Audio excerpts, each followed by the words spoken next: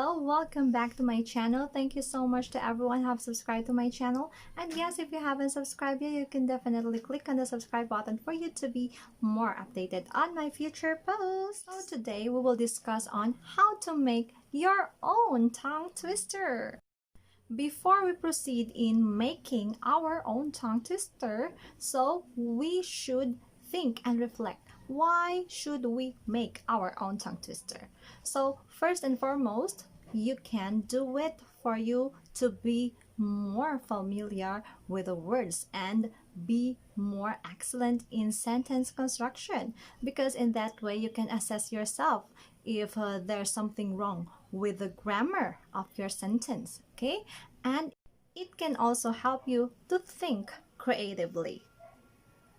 So the first thing that you should do in making your own tongue twister is to collect words that has the same letter. For example, paper, popper, plate, purple, pink, okay? And make a sentence out of it.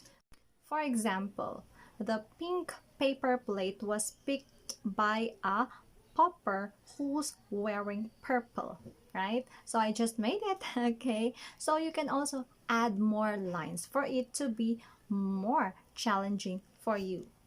Number 2. So yes, of course, we should assess if our sentence is grammatically correct, okay?